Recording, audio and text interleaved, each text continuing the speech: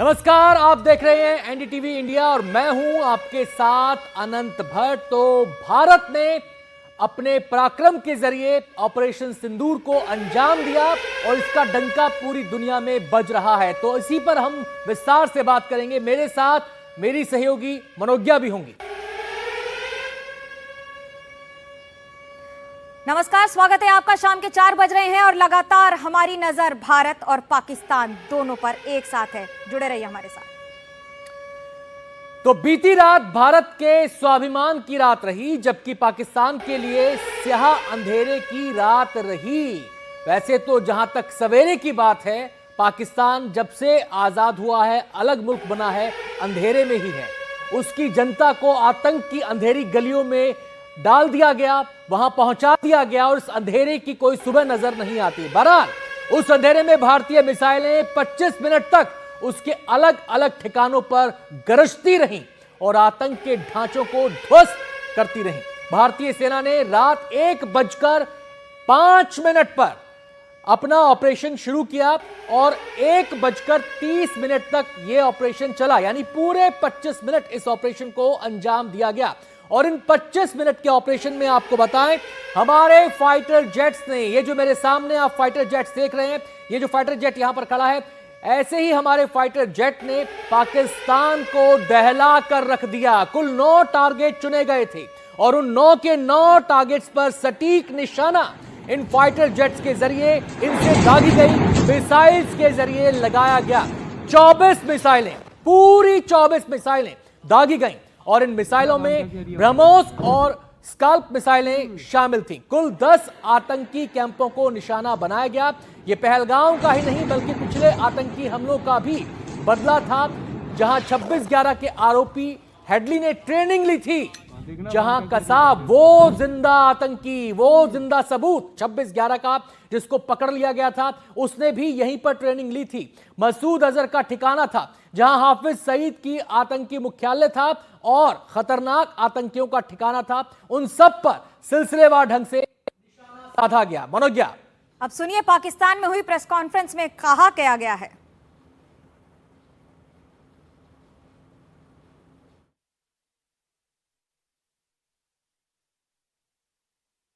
सबसे पहले सवाई नाला कैंप मुजफ्फराबाद, जो कि पीओजेके के लाइन ऑफ कंट्रोल से 30 किलोमीटर दूर है, यह एक लश्कर तोयबा का ट्रेनिंग सेंटर था। 20 अक्टूबर 2024 सोनमर्ग, 24 अक्टूबर 24 गुलमर्ग, 22 अप्रैल 2025 पहलगाम, इन हमलों के आतंकियों ने यहीं से प्रशिक्षण लिया था।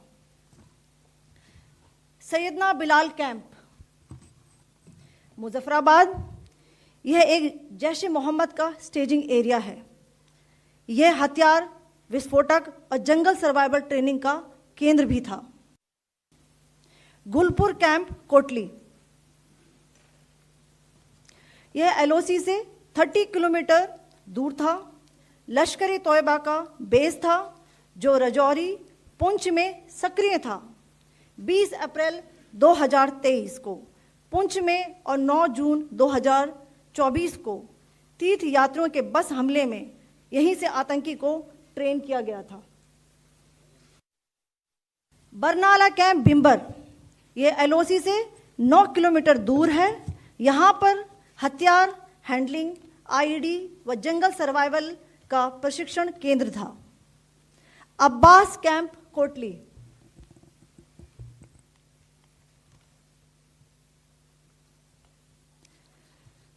यह एलओसी से 13 किलोमीटर दूर है। लश्कर तोयबा का फिदाइन यहां तैयार होता था। इसकी कैपेसिटी 15 टेररिस्ट को ट्रेन करने की थी।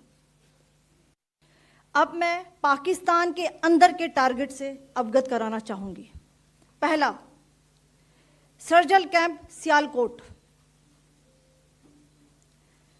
यह अंतर्राष्ट्रीय सीमा से 6 किलोमीटर की दूरी पर है, सांबा कठुआ के सामने।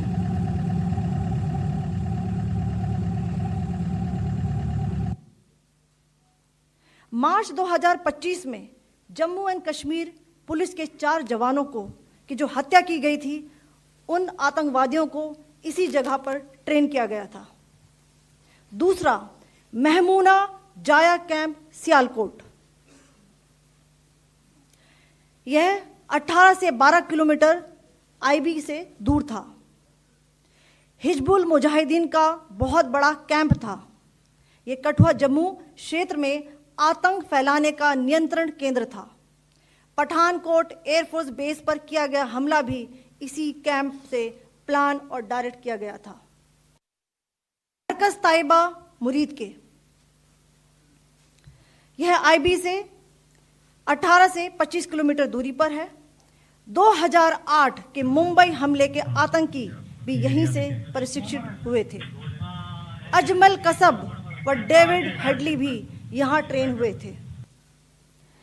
मरकज सुभान अल्लाह भावलपुर, यह इंटरनेशनल बाउंड्री से 100 किलोमीटर दूर है। जैश ए मोहम्मद का मुख्यालय था। यहां पर रिक्रूटमेंट, ट्रेनिंग व इंडोक्ट्रिनेशन का केंद्र भी था। शीर्ष आतंकी अक्सर यहां आते थे। तो इस ऑपरेशन के बारे में आगे भी हम विस्तार से चर्चा कर रहे हैं और लगातार जब से ऑपरेशन हुआ तब से हम चर्चा कर रहे हैं, लेकिन इस बीच जो बड़ी खबरें हैं देश की वो भी हम आपको लगातार बता रहे हैं, दिखा रहे हैं। और एक बड़ी खबर इस समय आ रही है वो ये कि सीबीआई निदेशक प्रवीण सूद को 1 साल का एक्सटेंशन मिल गया है, यानी कि उन्हें 1 साल का सेवा विस्तार मिल गया है। 25 मई को खत्म हो रहा था सीबीआई निदेशक का कार्यकाल। तो इस वक्त की बड़ी खबर आपको बताएं, सीबीआई निदेशक प्रवीण सूद को 1 साल का एक्सटेंशन मिला है, 1 साल का सेवा विस्तार उनको मिला है। 25 मई को उनका कार्यकाल खत्म हो रहा था, लेकिन उससे पहले ही उनको सेवा विस्तार मिल गया। मुकेश हमारे साथ जुड़ गए, हमारे संवाददाता, इस खबर पर और जानकारी देने के लिए। डिटेल्स बताएं मुकेश। देखिए, जो प्रवीण सूद डायरेक्टर सीबीआई है, उनका कार्यकाल जो है 25 मई खत्म हो रहा था, लेकिन जो बीओपीटी और जो एमएचए है उसकी तरफ से उनका जो कार्यकाल है वो 1 साल के लिए और बढ़ा दिया गया है। और इसके पीछे जो वजह है वो कहा जा रहा है कि उनके कार्यकाल में जो वर्कआउट है सीबीआई केसेस का वो काफी अच्छा रहा है और जो कन्विक्शन रेट है वो भी काफी अच्छा रहा है। भारत पोल को लॉन्च करने में उनकी महत्वपूर्ण भूमिका रही है, ये भी जानकारी सामने आई है। तो जो कमेटी है उसने अप्रूव किया है, 1 साल के एक्सटेंशन को दे दिया है। तो अब वो अगले 1 साल और सीबीआई डायरेक्टर के तौर पर कार्यभार देखेंगे। हालांकि उनका कार्यभार जो है वो 25 मई को खत्म हो रहा था, लेकिन अब 25 मई 2026 तक उनका जो कार्यकाल है वो बढ़ा दिया गया है। जी मुकेश, ये जानकारी भी दें कि कल हमने देखा था राहुल गांधी पीएम के मुलाकात करने पहुंचे थे, बात करने पहुंचे थे। विषय यही था सीबीआई निदेशक की नियुक्ति को लेकर। क्या उन्हीं के नाम पर विचार किया गया, उन्हीं के सेवा विस्तार को लेकर विचार किया गया, या और भी विकल्प थे नामों के तौर पर? देखिए, कुछ और भी नाम थे इसमें, लेकिन राहुल गांधी भी गए थे पीएम से मिलने और इस पर काफी डिस्कशन हुआ था, बातचीत हुई थी। और ये भी सुनने में आ रहा था कि राहुल गांधी ने प्रवीण सूद के नाम का विरोध किया था, लेकिन फाइनली जब सरकार ने उनके कार्यकाल को 1 साल के लिए और बढ़ा दिया है। और इसके पीछे वजह ये मानी जा रही है कि उनके कार्यकाल में काफी अच्छे जो वर्कआउट्स हैं वो हुए हैं, कन्विक्शन रेट अच्छा रहा है और साइबर क्राइम को हो या दूसरे तरह के जो अपराध हों उन पर काफी हद तक लगाम लगी है और भारत पोल को लॉन्च करने में उनकी महत्वपूर्ण भूमिका रही है। तो ये सारी जो बातें थी उसके तहत उनका जो कार्यकाल है वो 1 साल के लिए बढ़ा दिया गया। बहुत बहुत शुक्रिया मुकेश आपका इस पूरी जानकारी के लिए, बहुत बहुत शुक्रिया आपका।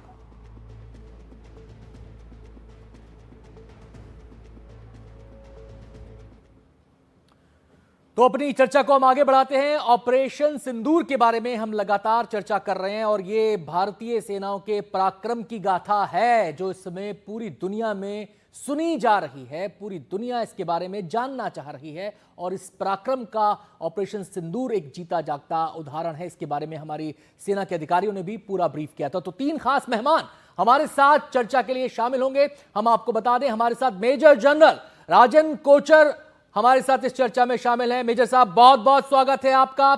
इसके अलावा एसपी वैद्य हमारे साथ मौजूद रहेंगे, पूर्व डीजीपी जो कि रहे हैं, डीजीपी के तौर पर इन्होंने काम किया है। बहुत बहुत स्वागत है सर आपका भी। और पंकज सिंह, पूर्व डिप्टी एनएसए भी हमारे साथ इस चर्चा में शामिल हो रहे हैं। बहुत बहुत स्वागत है पंकज सर आपका भी। सबसे पहले मैं एसपी वैद्य सर का यहां पर रुख करना चाहूंगा। सर, ऑपरेशन सिंदूर और इस सिंदूर की गूंज पूरे देश में, पूरी दुनिया में, और इस सिंदूर की गूंज पाकिस्तान में, इस सिंदूर का संदेश सीधा कि अपनी रेखा तय कर लो, अगर लांघोगे तो बचोगे नहीं।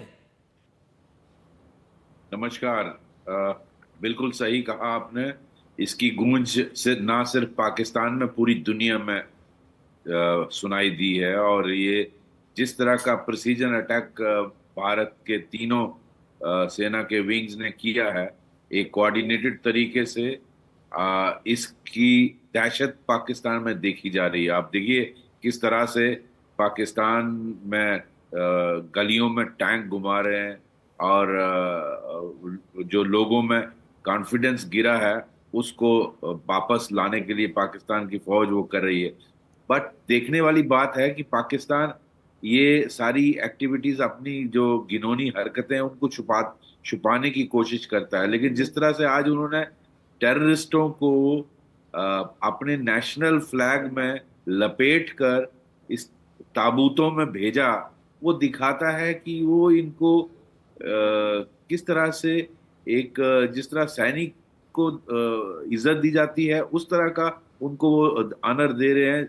ये दिखता है कि पाकिस्तान आर्मी जो है वो भारत की सेना को फेस नहीं कर सकती। और ये इन्होंने ये जो टेररिज्म को as a instrument of state policy इस्तेमाल करना जो इनकी पॉलिसी है, वो बिल्कुल एविडेंट पूरी दुनिया देख रही है किस तरह से पाकिस्तान इन जिहादियों को वो करता है। और हिला के रख दिया जो लश्कर का हेडक्वार्टर मुरीद के, जिसका हम पिछले 30-35 सालों से जिक्र सुनते रहे थे, और कितने हमले वहां से, मुंबई अटैक हो या कितने, मैं उनका नाम लूं, वो यहाँ से प्लान होते थे। हमारे जम्मू कश्मीर में कितने अटैक लश्कर जो है मुरीद के से, बहुत सारे टेररिस्टों की इंटरोगेशन में मुरीद के का नाम आता था। भावलपुर जो इसका जैश का हेडक्वार्टर था, और अजहर मसूद के साथ तो मेरा पर्सनल एनकाउंटर रहा है, आप जानते हैं। तो अजहर मसूद का ये हेडक्वार्टर और उसकी तो पूरी फैमिली उड़ा दी गई। तो मैं समझता हूँ बहुत बड़ा झटका है पाकिस्तान के टेरर इंफ्रास्ट्रक्चर को, और एक क्लियर मैसेज है कि if you mess with India you will bloody पे फॉर इट। और बहुत इफेक्टिव ये ऑपरेशन रहा, और 25 मिनट में कंप्लीट हुआ। कितनी प्रिसीजन से आप देखें, बहुत सारे लोग नर्वस हो रहे थे कि आज 12 दिन हो गए, 13 दिन हो गए।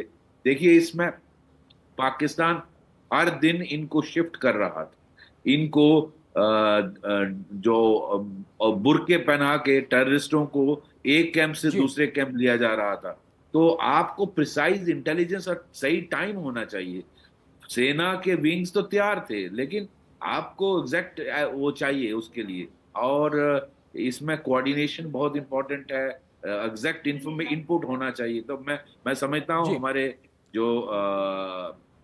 जो भी इस कोर ग्रुप में थे, नेशनल सिक्योरिटी एडवाइजर या सीडीएस और तीनों सेना वैद्य सर आपके पास आएंगे। इस बीच कुछ शॉट्स आ रहे हैं मॉक ड्रिल का आज समय मुकर्रर हुआ था, वो जरा शॉट्स हम अपने दर्शकों को बता दें कि जो ऊपर तस्वीर में आप देख रहे हैं ये मॉक ड्रिल के शॉट्स किए जा रहे हैं। आपको बता दें कि देश के कई हिस्सों में आज मेगा मॉक ड्रिल रखी गई है, जिसमें कि हम अपनी सिविल जो डिफेंस टीम है उसकी तैयारियों को परख रहे हैं, जानने की कोशिश कर रहे हैं कि अगर कुछ विपरीत हालात पैदा होते हैं तो किस तरीके से हमारा रिस्पांस रहेगा, हमारा रिस्पांस टाइम क्या रहेगा। उन तमाम तैयारियों को यहां पर जांचा जा रहा है, परखा जा रहा है। इसके अलावा जनता को कैसे रिएक्ट करना है, आम इंसान को, आम नागरिक को कैसे रिएक्ट करना है, कैसे खुद को सुरक्षित रखना है, इन तमाम पहलुओं को यहां पर जांचा परखा जा रहा है। और अब हम सीधे रुक करेंगे, हमारे साथ पूर्व डिप्टी एनएसए पंकज सिंह जी भी जुड़ चुके हैं। मनोज जी, शुरुआत आप कर दीजिए सवाल की।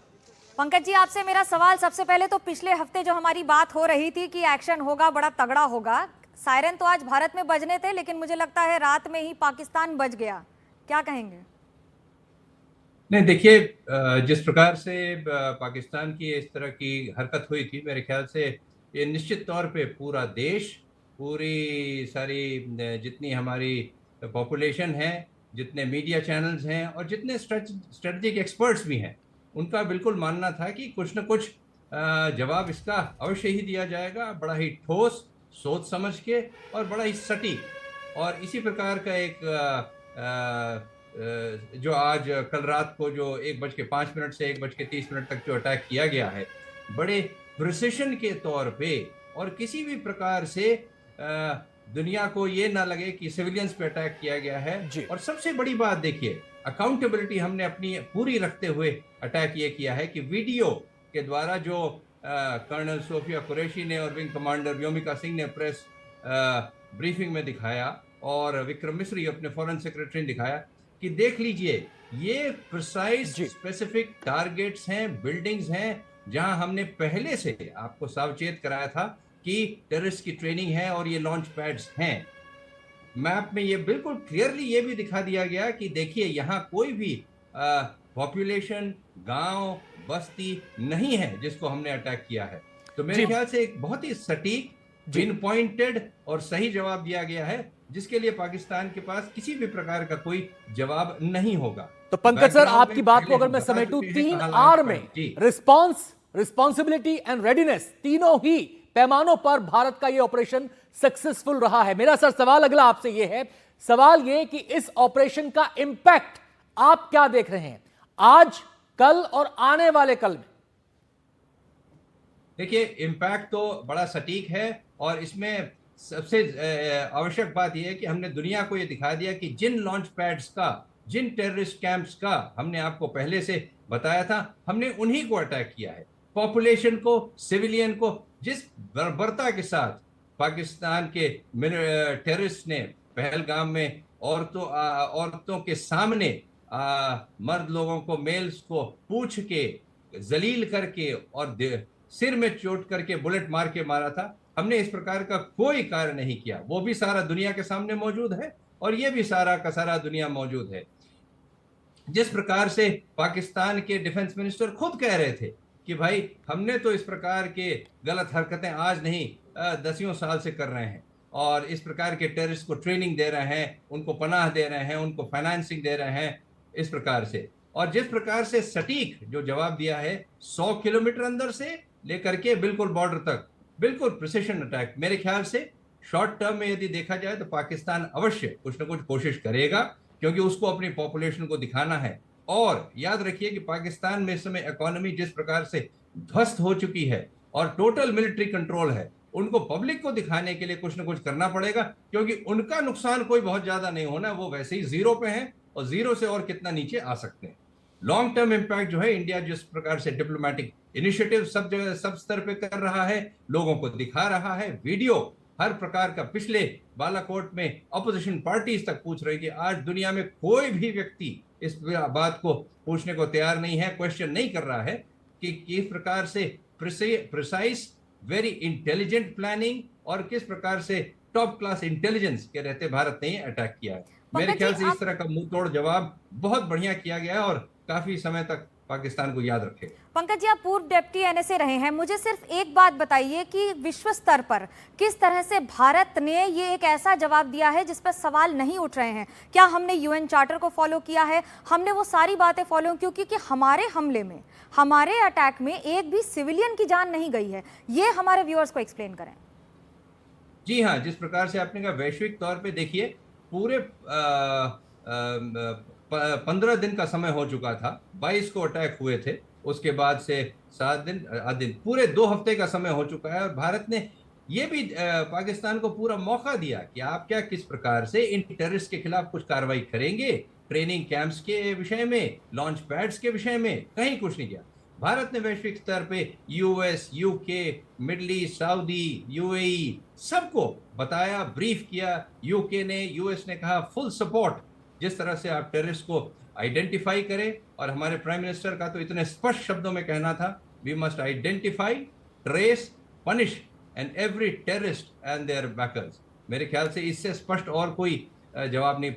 12 दिन की वेट के पश्चात जो भारत ने इस प्रकार का अटैक किया है, तो मेरे ख्याल से पूरा पाकिस्तान को मौका देते हुए, और जब नहीं किया उसके बाद इतना सटीक जवाब देना था कि मेरे ख्याल से, जैसा आपने बताया, सिविलियन कैजुअलिटी शायद नगण्य है, और बिल्कुल only and only terrorist camps पर अटैक किया गया है। तो मेरे ख्याल से पाकिस्तान जवाब देना बहुत भारी पड़ेगा वैश्विक पंकज स्तर सर, पे। यहां पर एक सवाल आपसे और जानना चाहता हूं। जो ख्वाजा आसिफ हैं पाकिस्तान के रक्षा मंत्री, वो परमाणु बम की धमकी दे रहे थे, परमाणु खेल रहे थे वो कुछ दिन पहले तक, लेकिन आज एक उनका बयान सुर्खियों में बना हुआ है। वो ये कह रहे हैं कि भारत अगर और एक्शन ना ले तो हम तनाव कम कर सकते हैं।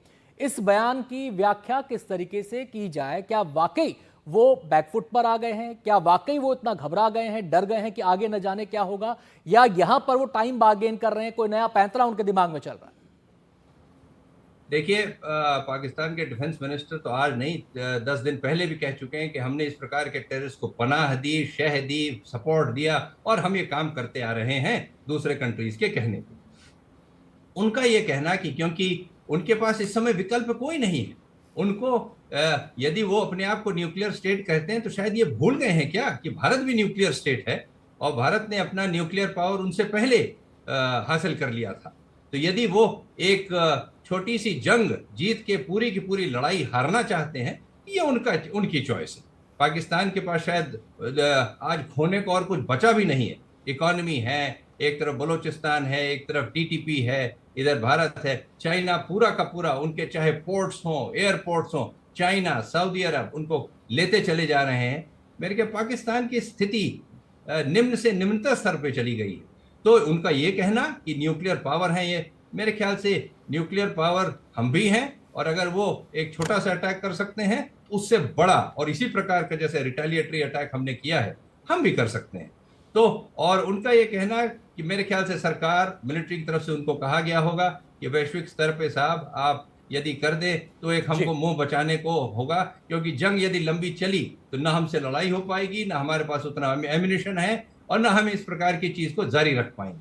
तो मेरे ख्याल से एक पब्लिक प्रेशर में और उसमें उनको कहना पड़ा होगा, और इसके अलावा उनके पास आज की तारीख में कोई विकल्प भी नहीं है एक लॉन्ग सस्टेन्ड वॉर इंडिया के साथ करने की। जी पंकज जी, आपके पास आते हैं। फिलहाल कुछ तस्वीरें भी हैं, उनकी भी व्याख्या साथ साथ करते चलें। दोनों तस्वीरें दिखाइए, जो डेलीगेशन की तस्वीर है वो भी आप दिखाइए बड़े स्क्रीन पर। उसके अलावा जो मॉकड्रिल का जिक्र मैं कर रहा था, आप देख सकते हैं तस्वीर के अंदर कि कैसे मॉकड्रिल स्कूलों में भी की जा रही है, स्कूलों में भी मॉकड्रिल को अंजाम दिया जा रहा है। और ये जो हमारी सैन्य जो हमारी टीमें हैं, उनका रिस्पांस भी यहाँ पर जांचा परखा जा रहा है कि अगर कोई विपरीत हालात बनते हैं तो उनका रिस्पांस टाइम क्या रहेगा, उनकी तैयारी कैसी है। ये तमाम पहलू यहाँ पर इन तस्वीरों में आप देख सकते हैं। एक तरफ छोटे छोटे बच्चों को, स्कूल में पढ़ने वाले बच्चों को ट्रेन किया जा रहा है, दूसरी तरफ जो आम लोग हैं, सिविल लोग हैं, उनको भी प्रिपेयर किया जा रहा है और जगह जगह इस मॉकड्रिल को अंजाम दिया जा रहा है। मनोज्ञा, मेजर जनरल रिटायर्ड राजन कोचर से मेरा सवाल है। मैं आपसे पूछना चाहूंगी कि जो अभी तक बातें हो रही थी कि आतंकवादियों को पनाह तो दी गई है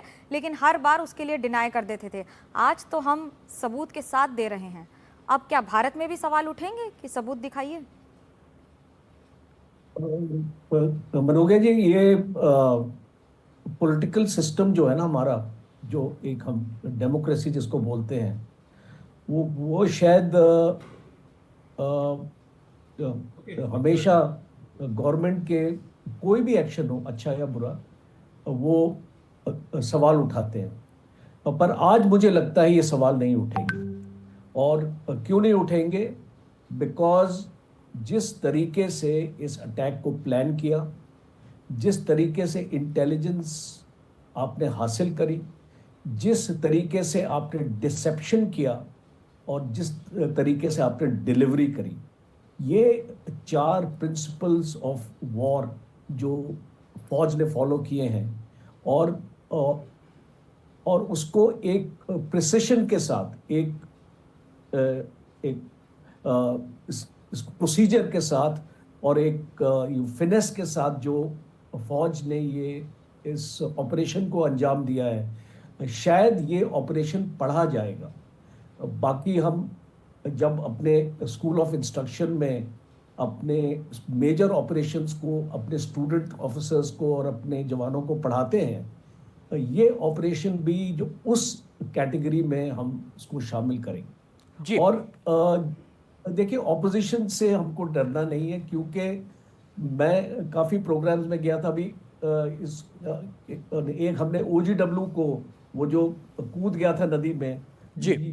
ये उसके लिए भी बड़े सवाल इकट्ठे हुए थे कि इसका क्या प्रूफ है और ये सारी चीजें हैं, और उसको ड्रोन ने कैप्चर किया था तो सबके मुंह बंद हो गए थे। जी। तो अब जो फौज है वो इन चीजों से अफेक्ट नहीं होती है।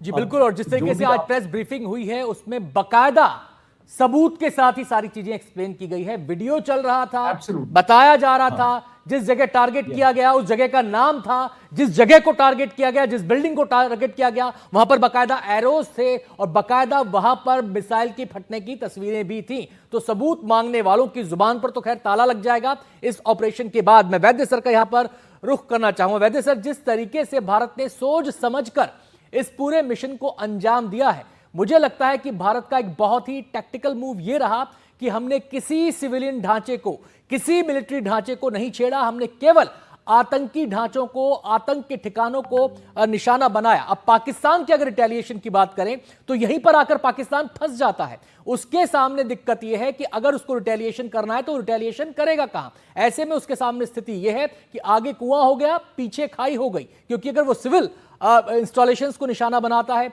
तो भी एस्केलेशन का जिम्मा उसका, अगर वो मिलिट्री एस्केलेशन इंस्टॉलेशंस को निशाना बनाता है तो भी एस्केलेशन का जिम्मा उसका। अनंत, बिल्कुल आप सही कह रहे हैं।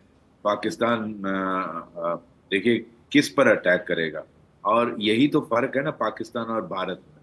भारत एक प्रिंसिपल कंट्री है, एक डेमोक्रेटिक और बहुत सूझबूझ वाली कंट्री है। पाकिस्तान एक रोग स्टेट है।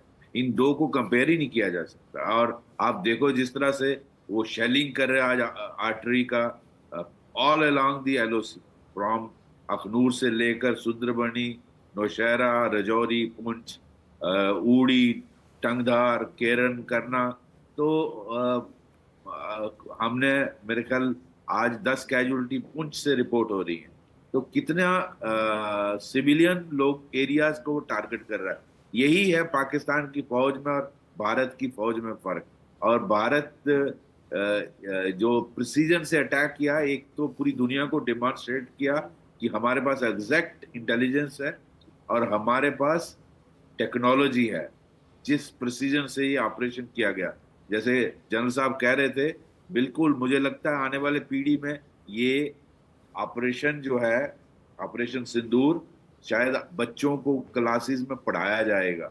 ये एक क्लासिक केस है और ये आज भारत को एक उच्च स्तर पर एक पावर बनाता है। ये मतलब सुपर पावर का वो एक टैग लगेगा, क्योंकि ये कोई आसान चीज नहीं है। और वैद्य सर आते हैं आपके पास क्योंकि हम लगातार चर्चा करने के साथ साथ जो ब्रेकिंग न्यूज है इस पूरे मामले से जुड़ी, जो डेवलपमेंट्स हो रहे हैं पल पल के, वो भी अपने दर्शकों तक पहुंचा रहे हैं। और इसी कड़ी में एक ब्रेकिंग न्यूज अपने दर्शकों को हम बता दें। ऑपरेशन सिंदूर के बाद साउथ ब्लॉक में अहम बैठक, संयुक्त राष्ट्र सुरक्षा परिषद के सदस्यों को इसके बारे में जानकारी दी गई। तो जैसा कि हम लगातार कह रहे हैं, मैं लगातार कह रहा हूं कि भारत ये लड़ाई, ये जो भारत ने ऑपरेशन शुरू किया है पहलगाम हमले के बाद, ये दो मोर्चों पर एक साथ चल रहा है। पहला मोर्चा है कूटनीतिक मोर्चा, जहां पर डिप्लोमेटिकली भारत चीजों को टैकल कर रहा है, हैंडल कर रहा है, अपना पक्ष रख रहा है और पाकिस्तान को अलग थलग करने की कोशिश की जा रही है। और दूसरा मोर्चा है मिलिट्री मोर्चा, जहां पर लगातार भारत अपनी तैयारियों को धार दे रहा है और उन्हीं तैयारियों का नतीजा है कि आज ऑपरेशन सिंदूर को पूरे एक्यूरेसी के साथ अंजाम दिया गया। और अब इस ऑपरेशन सिंदूर के बाद एक नई कूटनीतिक भारत की जो पहल है वो शुरू हो गई है। चाहे वो अलग अलग देशों के नेताओं को ब्रीफ करना हो, इस पूरे ऑपरेशन के बारे में बताना हो, ये बताना हो, ये दिखाना हो कि हमने कोई एस्केलेशन वाली कार्रवाई नहीं की है। हमने दरअसल पहलगाम हमले का जवाब दिया है, जो हमारा हक है और जवाब देना बनता भी है। सीधे हम रुक करेंगे, हमारे सहयोगी उमा शंकर हमारे साथ जुड़ गए हैं। उमा, बैठक को लेकर क्या डिटेल्स हैं? जी देखिए, जो यूएनएससी के जो अस्थाई सदस्य हैं 5 और जो 10 अस्थाई सदस्य हैं, जिसमें कि पाकिस्तान को छोड़ के तमाम जो 14 देश हैं उनको बुलाया गया है, उनके राजनयिकों को बुलाया गया है और खुद फॉरेन सेक्रेटरी जो है उनको ब्रीफ कर रहे हैं। ज़ाहिर सी बात है कि जिस तरीके से भारत ने पहलगाम आतंकी हमले का एक जवाब दिया है ऑपरेशन सिंदूर के ज़रिए, उसके बारे में जो डिटेल्स हैं वो इन राजनयिकों के साथ साझा किया जा रहा है। और इसके पीछे का एक परिप्रेक्ष्य ये भी है कि पाकिस्तान ने यूएनएससी की एक अनौपचारिक बैठक जो है बुलाई थी, क्लोज डोर बैठक जो है बुलाई थी, क्योंकि वो भी एक गैर अस्थायी सदस्य है। तो ऐसे में जो उसने अपनी बातें यूएनएससी की बैठक में कही, उसके बाद जो है वो भारत को ये ज़रूरी लगा है कि इन देशों को जो है वो तमाम जानकारी मुहैया कराई जाए और तभी इस बैठक को यहाँ पर दिल्ली में किया जा रहा है और इसके ज़रिए तमाम जो ब्यौरे हैं वो साझा किए जाएंगे। तो एक डिप्लोमेटिक फ्रंट पे जिस तरह से भारत ने पहल किया है और दुनिया के देशों को बता रहा है इस ऑपरेशन से जुड़ी चीज़ों को, और ख़ासतौर पे अगर बात करें तो जो एनएसए हैं वो 8 देशों के एनएसए से बात कर चुके हैं और उन देशों के एनएसए के साथ लगातार संपर्क में है। तो भारत की कोशिश ये है बताने की कि किस तरीके से आतंकी जो संगठन हैं वो इन ठिकानों पर काम कर रहे थे और कैसे भारत ने सिर्फ आतंकी ठिकानों को निशाना बनाया है। ये बात जो है वो दुनिया के देशों तक पहुँचे ताकि वो कन्विंस हो और उनका दबाव पाकिस्तान पर हो ताकि किसी तरह का रिटेलिएट पाकिस्तान ना कर सके। ये आपने बहुत बड़ी बात कही। और दूसरा एक बात और बताएं, क्योंकि चीन के राजदूत यहाँ मौजूद थे, बड़ा लंबा संदेश है और बहुत बड़ा संदेश है, क्या बता रहा है भारत आसपास अपने पड़ोसियों को भी? जी देखिए, चीन का यहाँ पर होना इस लिहाज से काफ़ी अहम है क्योंकि चीन लगातार पाकिस्तान का साथ देता रहा है और आज भी जो चीन की तरफ से बयान आया है उसमें वो पाकिस्तान के साथ खड़ा नज़र आया है। भारत ने अपनी जिम्मेदारी को निभाते हुए चीन को भी इस बात की सूचना दी है, उनके राजनयिक को बुलाकर भी, उनके राजदूत को बुलाकर भी इस बात की पूरी जानकारी दी है कि आखिरकार ये टारगेट करना क्यों ज़रूरी था और किस तरीके से आतंकवाद का कमर तोड़ा जाना ज़रूरी है। एक अलग बात है कि बीजिंग का रुख हो सकता है अभी भी पाकिस्तान के खिलाफ, पाकिस्तान के साथ जो उसका रुख है साथ देने का वो बेशक ना बदले, लेकिन भारत अपनी तरफ से पूरी कोशिश कर रहा है और क्योंकि वो परमानेंट एक मेंबर है यूएनएससी का, तो ऐसे में उसे बुलाकर, उसके राजदूत को बुलाकर भी उसको पूरी तरह से ब्रीफ किया गया है। बहुत बहुत शुक्रिया उमा आपका इस पूरी जानकारी के लिए। मनोज्ञा जी, पूछना चाहूंगी अब कि कई सवाल आ रहे हैं कि पहला, एसपी वैद साहब, जम्मू कश्मीर में जिस तरह की डेमोग्राफी रही है, अब बॉर्डर और बहुत सारे इलाकों में अलर्ट है, लेकिन क्या ये मॉक ड्रिल के जरिए हम बच्चों से लेकर बूढ़ों तक सबको मेंटली भी तैयार कर रहे हैं कि वो पैनिक ना करें, कि वो रिएक्ट ना करें, लेकिन रिस्पॉन्ड करें? लेकिन आज जो हुआ है, क्या इससे ये माना जाए कि डोपामिन रिलीज हो गया है? कम से कम भारत के लिए तो ये आज बहुत बड़ी हिम्मत और एक तरह से खुशी की खबर थी कि कम से कम कई हद तक कुछ तो हिसाब हुआ। मनोगे, भारत जिस तरह की तैयारी कर रहा है और बहुत सारे लोगों को ये भ्रम रहा कि मॉक ड्रिल के बाद अटैक होगा और कल रात को, एक दिन पहली रात ही ये अटैक हो गया। तो मैं समझता हूँ दुनिया को बाई सरप्राइज लिया इंडिया ने। पाकिस्तान भी यही सोच रहा था कि कल तो मॉक ड्रिल है, तब तक अटैक मुश्किल है, उसके बाद ही अटैक होगा। तो ये एक सरप्राइज भी रहा। और मॉक ड्रिल तो वैसे भी हमारी जो स्कूल के बच्चे हैं, कॉलेज के बच्चे हैं, हमारी सिविल पॉपुलेशन है, उसको तैयार करने के लिए सिविल डिफेंस वार्डन्स हैं, उन होम गार्ड और सिविल डिफेंस जो है उन सबको तैयार करना हमारा फर्ज बनता है। अगर एस्केलेशन होती है तो शहरों पर जो सायरन क्या काम कर रहे हैं, नहीं कर रहे हैं, उनकी कोई त्रुटि तो नहीं है, और किसका क्या रोल रहेगा, किस हर सिटीजन को अपने आप को कैसे प्रोटेक्ट करना है। जब एयर रेड्स होते हैं, एयर रेड्स जब होंगे तो कैजुअलिटीज को कैसे शिफ्ट करना है, एम्बुलेंसेस कहाँ से आएंगी, हॉस्पिटल में क्या तैयारी है, फायर ब्रिगेड कहाँ से आएगा, ये सारे पहलू देखने होते हैं। और इसमें डिस्ट्रिक्ट एडमिनिस्ट्रेशन और सिविल डिफेंस सब मिलकर, होम गार्ड और सिविल डिफेंस के अधिकारी भी इन्वॉल्व होते हैं, डिस्ट्रिक्ट मजिस्ट्रेट और डिस्ट्रिक्ट एसपी और हेल्थ डिपार्टमेंट, फायर सर्विसेज, सभी इसको मिलकर करते हैं। और इसमें बच्चों को तैयार रेडी पोजीशन में उनको रिहर्सल करना और सिविल पॉपुलेशन को रिहर्सल करना, बहुत बहुत ही अहम जी। मुद्दा है, ये होना बहुत जरूरी है। मेजर जनरल राजन कोचर साहब, आपसे एक सीधा सवाल। 2 महिला अधिकारियों को लेकर प्रेस कॉन्फ्रेंस और विदेश मंत्रालय के साथ भारत ने क्या सिंदूर का हिसाब नारी शक्ति से दे दिया है आज, और बता दिया है कि आप जो कह रहे थे, कर रहे थे, हमारी महिलाओं की टीम ही काफ़ी है एक तरह से इसको हैंडल करने के लिए? किस तरह की मैसेजिंग देखते हैं आप?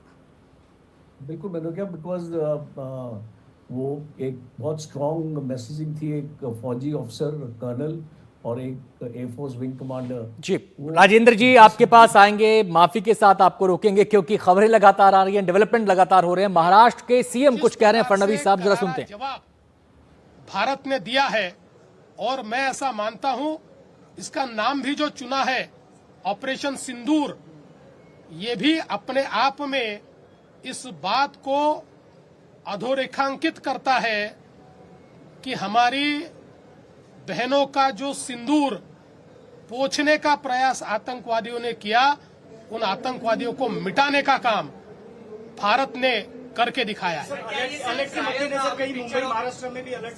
देखिए, पूरे तरीके से हम चुस्त दुरुस्त हैं, अलर्ट है। प्रशासन, पुलिस, सिविल डिफेंस सारे अलर्ट है। देखिए, इसके ऊपर मैं कुछ नहीं कह सकता, ये मेरा डोमेन नहीं है। इस प्रकार के ऑपरेशंस सेना और भारत सरकार करती है, इसलिए इसके ऊपर मैं कुछ नहीं कहूँगा। मजाक उड़ाया गया था ऑपोजिशन की तरफ से, कुछ लीडर्स की तरफ से, कांग्रेस की तरफ से। महाराष्ट्र के मुख्यमंत्री देवेंद्र फडणवीस को आप सुन रहे थे, ऑपरेशन सिंदूर को लेकर वो अपनी बात रख रहे थे, साथ ही साथ मॉकड्रिल को लेकर भी उन्होंने अपनी बात रखी। और ये 6 तस्वीरें फिलहाल मॉकड्रिल की हैं, अलग अलग जगहों से। पहली तस्वीर में आप देख सकते हैं किस तरीके से हमारे सिविल डिफेंस के लोग तैयारी कर रहे हैं, फायर ब्रिगेड की टीम वहां पर मौजूद है। दूसरी तस्वीर में आप देख सकते हैं कि जो मिला जुला अमला है वो कैसे लोगों को तैयार कर रहा है। तीसरी तस्वीर, हमारे छोटे छोटे स्कूली बच्चे भी किसी भी स्थिति से निपटने के लिए तैयार खुद को कर रहे हैं। चौथी तस्वीर में भी स्कूली बच्चों की तस्वीर आप देख सकते हैं। और जो 5वीं तस्वीर है वहां पर भी आप देख सकते हैं कि जो हमारे सुरक्षा कर्मी हैं, हमारे आपातकाल से जुड़ी जो सेवाएं हैं उसके कर्मी हैं, वो कैसे एक्शन में आएंगे तुरंत, और फिर हमारे फोर्सेस की ताकत आप इस मॉकड्रिल के जरिए देख सकते हैं। सीधे हम रुक करेंगे, हमारे संवाददाता हिमांशु शेखर हमारे साथ जुड़ गए हैं। हिमांशु, आज दिल्ली में भी मॉकड्रिल होनी है, आप इस समय कहां पर हैं और वहां पर क्या तस्वीरें आप दिखा सकते हैं, जरा बताइए। देखिए, मैं इस वक्त एनडीएमसी सेंटर में हूं, जो कि एनडीआरएफ के हेडक्वार्टर के ठीक सामने। मेरे पीछे एक कैट की गाड़ी है जो अभी अभी यहाँ पे आई है। यहाँ पर एक मॉक ड्रिल चल रहा है जिसमें दिल्ली पुलिस के अधिकारी भी हैं, एनडीआरएफ के जवान भी हैं। ये सब मिलकर सेंटर है कराट प्लेस के बिल्कुल करीब, और यहाँ पर आप देख सकते हैं कि बड़ी संख्या में चारों तरफ जो अलग अलग फोर्सेस हैं उनके जवान जो हैं वो यहाँ पर अपने आप मॉक ड्रिल जो है वो कर रहे हैं। और अभी अभी दिल्ली पुलिस के कुछ बड़े अधिकारी आए हैं। मेरे बाईं तरफ आप देख सकते हैं एनडीआरएफ के जवान हैं। ये एक रिसोर्स वैन है जिसमें इनके पास जो रेस्क्यू करने का जो इक्विपमेंट होता है वो इनके पास है। ऑक्सीजन सिलेंडर्स हैं, बहुत तरह के इक्विपमेंट्स हैं कि अगर बिल्डिंग में कोई व्यक्ति फंस जाता है या उसे किसी दूसरे तरह की दिक्कत होती है तो उसे कैसे निकाला जाए, उसका उपचार कैसे किया जाए। इसमें महिलाएं भी हैं, इसमें पुरुष भी हैं। और आप देख सकते हैं मेरी बाईं तरफ एनडीआरएफ के जवान इस मॉक ड्रिल के तहत एक व्यक्ति जो घायल हो गया उसको लेकर आ रहे हैं। इन तस्वीरों में आपको बहुत साफ दिखाई दे रहा है कि एनडीआरएफ के जवानों ने अभी अभी एक व्यक्ति जो कि घायल हो गया है बिल्डिंग के अंदर, उसका वो रेस्क्यू कर रहे हैं। इन तस्वीरों में आप देख सकते हैं हिमांशु, आपके पास कुछ और तस्वीरें आपके जरिए अपने दर्शकों को हम दिखाएंगे। फिलहाल आपके जो सिग्नल है वो ठीक से नहीं आ पा रहे हैं यहाँ पर, इसलिए वो पूरी तस्वीर हम अपने दर्शकों को नहीं दिखा पा रहे हैं। आपके पास फिर से लौटेंगे। एनडीएमसी की बिल्डिंग में इस समय मॉक ड्रिल चल रही है और वहां पर हर पैमाने पर अपनी तैयारियों को परखा जा रहा है। राजेंद्र सर, आप सिंदूर को लेकर, उससे जुड़ी मैसेजिंग को लेकर कोई अपनी बात कह रहे थे, अपनी बात पूरी कर लीजिए। हाँ, ये राजन है, मेरा नाम राजेंद्र नहीं है। तो इसको बेसिकली जो फौज की तरफ से और गवर्नमेंट की तरफ से एक बहुत स्ट्रॉन्ग मैसेज है पाकिस्तान को कि हमारी महिला पावर ही आपके लिए काफी है। और एक ब्रीफिंग जिस तरीके से दी गई, जो उनकी बॉडी लैंग्वेज थी और जिस प्रिसिशन के साथ और जिस एक जोश के साथ और एक तरीके के साथ वो ब्रीफिंग दी गई, वो पाकिस्तान के लिए नहीं, वो सारे वर्ल्ड के लिए मैसेज है कि भारत एक देश है जो अपनी कोचर सर आते हैं आपके पास। राजनाथ सिंह रक्षा मंत्री हमारे कुछ कह रहे हैं, जरा सुन लेते हैं। Lieutenant general Kaival Harnai, governor Rajasthan Shri Haribhau Kishan Rao Bagade, chief minister Arunachal Pradesh Shri Pema Khandu, chief minister Mizoram Shri Lal Duhoma, lieutenant governor Jammu and Kashmir Shri Manoj Sinha ji, lieutenant governor Ladakh brigadier doctor BD Mishra, विभिन्न राज्यों और यूटी से जुड़े सम्मानित जनप्रतिनिधिगण एवं अधिकारीगण, general Upendra Dwivedi, chief of army staff Shri Rajesh Singh ji, defence secretary lieutenant general Raghu Srivastava. तो जिस कार्यक्रम में रक्षा मंत्री राजनाथ सिंह मौजूद है, वहां पर कई राज्यों के मुख्यमंत्री भी आए हैं और कई अधिकारी भी वहां पर मौजूद हैं, उनसे वो बातचीत कर रहे हैं। हम सीधे एक बार फिर से राजन सर का यहां पर रुख कर लेते हैं। राजन सर, माफी चाहेंगे, बार बार आपको रोकना पड़ रहा है, आप अपनी बात पूरी नहीं कर पा रहे, लेकिन जिस मैसेजिंग की बात हम कर रहे थे सिंदूर के जरिए, महिला अधिकारियों के जरिए, वो मैसेजिंग की स्ट्रांगनेस के बारे में, उसकी ताकत के बारे में आप बता रहे हैं, अपनी बात पूरी कर लीजिए। ये बहुत एक स्ट्रॉन्ग मैसेज था और ये एक सिंबॉलिक भी था और ये एक पाकिस्तान को बताना भी था कि हमारी जो महिलाएं हैं वो आपको ऐसा जवाब दे सकती हैं। तो आज ये देखा होगा प्राइम मिनिस्टर मोदी ने जो रिपब्लिक डे। साथियों, जैसी कि आप सबको जानकारी है कि कल रात हमारी भारतीय सेनाओं ने अपने अद्भुत शौर्य और पराक्रम का परिचय देते हुए एक नया इतिहास रच दिया है। साथियों, भारत की सेना ने सटीकता, सतर्कता और संवेदनशीलता के साथ कार्रवाई की है। हमने जो लक्ष्य तय किए थे उन्हें ठीक समय तय योजना के अनुसार सटीकता से उन्होंने ध्वस्त किया है और किसी भी नागरिक ठिकाने, सिविलियन पॉपुलेशन को जरा भी प्रभावित न होने देने की संवेदनशीलता भी हमारी सेना ने दिखाई है।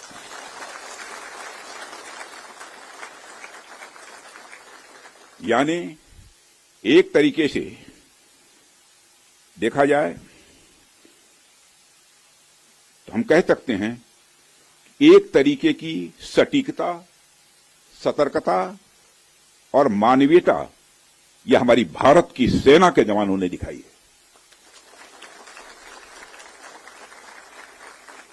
जिसके लिए मैं हमारे सेना के जवानों और अधिकारियों को पूरे देश की ओर से मैं साधुवाद देता हूं और सेना को संपूर्ण संबल प्रदान करने के लिए अपने प्रधानमंत्री माननीय नरेंद्र मोदी जी को भी मैं साधुवाद देता हूं।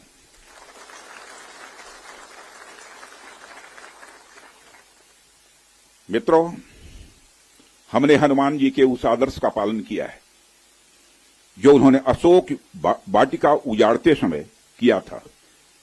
जिन मोहि मारा तिन मोहि मारे। हमने केवल उन्हीं को मारा जिन्होंने हमारे मासूमों को मारा।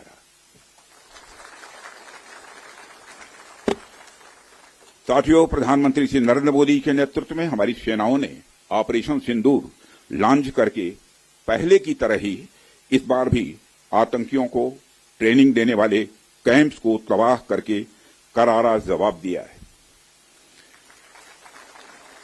भारत ने अपनी सरजमी पर हुए हमले का जवाब देने के लिए अपने राइट टू रेस्पॉन्ड का इस्तेमाल किया है और हमारी यह कार्रवाई बेहद सोच समझकर सधे हुए तरीके से की गई है।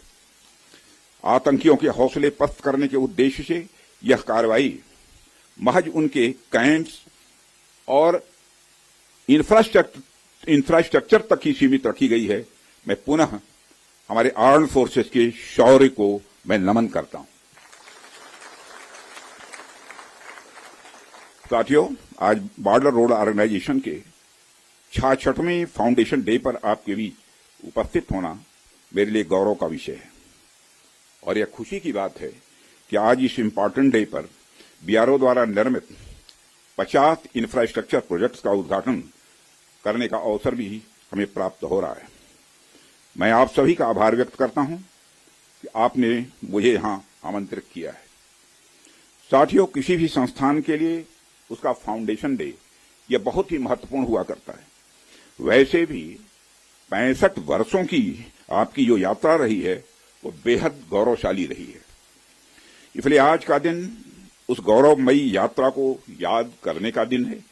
इसके साथ साथ यह दिन ठहर कर सोचने का भी दिन होता है कि अपनी अब तक की यात्रा में हमने क्या क्या हासिल किया है और यह हमारी अब तक की कार्य प्रणाली का विश्लेषण करने का भी यह दिन है।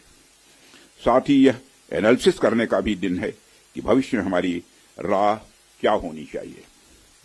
साथियों, मैं देख पा रहा हूं कि वीडियो कॉन्फ्रेंसिंग के माध्यम से देश के अलग अलग क्षेत्रों से हमारे कई साथी जुड़े हुए हैं। अक्सर हम उद्घाटन के अवसर पर बड़ी बड़ी संस्थाओं का और बड़ी बड़ी एजेंसीज का नाम तो लेते हैं, परंतु ऐसे कई कर्मयोगी हैं जो पर्दे के पीछे रहकर काम करते हैं। किसी प्रोजेक्ट को पूरा करने में उनका योगदान भी बेहद महत्वपूर्ण होता है। इसलिए मुझे लगता है कि आज का दिन उनके योगदान को एक्नॉलेज करने और एप्रिशिएट करने का भी दिन है। साथियों, आज जम्मू कश्मीर, लद्दाख, सिक्किम, मिजोरम, अरुणाचल प्रदेश, पश्चिम बंगाल और राजस्थान में कई प्रोजेक्ट्स का उद्घाटन हुआ है। कहने को तो यह हम सारे फिजिकल इंफ्रास्ट्रक्चर हैं, लेकिन मैं इन्हें सिर्फ फिजिकल इंफ्रास्ट्रक्चर ही नहीं समझता। हमें जो सड़कें दिखती हैं, जो पुल दिखते हैं, वह सिर्फ दो स्थानों को जोड़ने वाले नहीं होते हैं, बल्कि वह लोगों के दिलों को जोड़ने वाले होते हैं। इन प्रोजेक्ट से राष्ट्रीय सुरक्षा को तो मजबूती मिलती ही है, साथ ही साथ यह प्रोजेक्ट इन सभी रीजन्स को इकोनॉमिक प्रॉस्पेरिटी को भी बढ़ावा देते हैं। यह तमाम प्रोजेक्ट इन क्षेत्रों में ट्रांसपोर्टेशन, टूरिज्म और इकोनॉमिक एक्टिविटी को बढ़ावा देंगे, जिससे निश्चित रूप से यहाँ के निवासियों की आय में वृद्धि होगी, उनकी क्वालिटी ऑफ लाइफ में भी इम्प्रूवमेंट होगा और इन क्षेत्रों में समृद्धि आएगी, यानी प्रॉस्पेरिटी आएगी। साथियों, मुझे बताया गया कि आज जिन इंफ्रा प्रोजेक्ट्स की शुरुआत की गई है, इनकी टोटल कॉस्ट लगभग 1900 करोड़ रुपए के आसपास की है। मुझे लगता है कि यह केवल उनकी नॉमिनल वैल्यू पर है। इसकी असली वैल्यू है वह तो हम आंक भी नहीं सकते। इन सड़कों के माध्यम से जब कोई बच्ची स्कूल जाएगी और अपना भविष्य बनाएगी, तो उसके इम्पैक्ट का आकलन भी हम नहीं कर सकते। इन ब्रिजेज के माध्यम से जब यहां एम्बुलेंसेज दौड़ेंगी और समय पर लोगों को इलाज होगा, उसकी वैल्यू को भी नहीं आंका जा सकता है। जब इन सड़कों के माध्यम से विभिन्न संस्कृति के लोग आपस में जुड़ेंगे या फिर एक दूसरे से जो कुछ सीखेंगे, उसकी वैल्यू कोई भी आंक नहीं सकता है। जब इन टनल्स के माध्यम से यहाँ के किसानों द्वारा उगाए गए फूल, फल, सब्जियां इत्यादि दूसरे क्षेत्रों में आसानी से पहुंचेंगे, उसका जो आर्थिक और सामाजिक प्रभाव यहाँ के किसानों पर पड़ेगा, उसकी वैल्यू, उसकी कीमत कोई भी नहीं आंक सकता।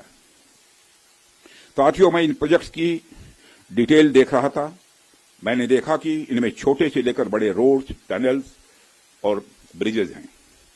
कुछ मीटर से लेकर सैकड़ों किलोमीटर तक इनकी लंबाई है। हालांकि उनकी लंबाई से कोई खास फर्क नहीं पड़ता है। कोई पुल अगर छोटा है, कोई सड़क यदि छोटी है, तो इससे कोई खास फर्क नहीं पड़ता, क्योंकि दुनिया की लंबी से लंबी जो यात्राएं होती हैं वह सिर्फ एक छोटे से रास्ते से ही शुरू होती हैं। इसलिए इन प्रोजेक्ट्स की कीमत, इनकी वैल्यू सिर्फ इस बात से नहीं आंकी जा सकती या फाइनेंशियली या फिजिकली कितना बड़ा प्रोजेक्ट है और यह कितना छोटा प्रोजेक्ट है। असल में इनकी असली कीमत इस बात से है कि यह कितने परिवारों को जोड़ रही हैं, कितने लोगों की संस्कृति को, उनके रहन सहन को आपस में करीब ला रही हैं, कितने लोगों की आर्थिक और सामाजिक समृद्धि, इकोनॉमिक और सोशल प्रॉस्पेरिटी में अपना ये योगदान दे रही हैं। यह प्रोजेक्ट लोहे, कंक्रीट या कोलतार से बनी हुई एक संरचना भर नहीं है, बल्कि यह एक कमिटमेंट है, यह एक प्रतिबद्धता है सीमावर्ती क्षेत्र के विकास का। यह एक रिजॉल्व है, यह एक संकल्प है बॉर्डर एरियाज में क्वालिटी इंफ्रास्ट्रक्चर बिल्ड करने का। यह एक दृढ़ निश्चयता का डिटर्मिनेशन है लोगों के दिलों को जोड़ने का। इसलिए मैंने कहा कि ये प्रोजेक्ट्स इनवैल्यूएबल हैं, इनकी कीमत का आकलन नहीं किया जा सकता। साथियों, प्राचीन काल से ही मार्ग मानव सभ्यता के विकास में बड़ी महत्वपूर्ण भूमिका निभाते आए हैं। मार्गों की महत्ता हमारे इतिहास में हमेशा से रही है।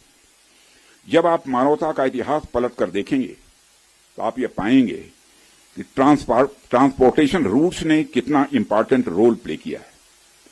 इतिहास बताते हैं कि सिविलाइजेशन थ्राइव हुई तो उसके पीछे रूट्स और राजमार्गों का बहुत बड़ा योगदान रहा है। कला, साहित्य, संस्कृति और विज्ञान का प्रचार प्रसार एक क्षेत्र से दूसरे क्षेत्र तक इन्हीं के माध्यम से फैलता है। यदि मैं भारत के संदर्भ में बात करूं तो मुझे यहां के दो इंपॉर्टेंट रूट्स के नाम स्वाभाविक रूप से याद आ रहे हैं। आप शायद उत्तरापथ और दक्षिणापथ के बारे में जानते होंगे या सुना होगा। उत्तरापथ और दक्षिणापथ हमारे इंडियन सब कॉन्टिनेंट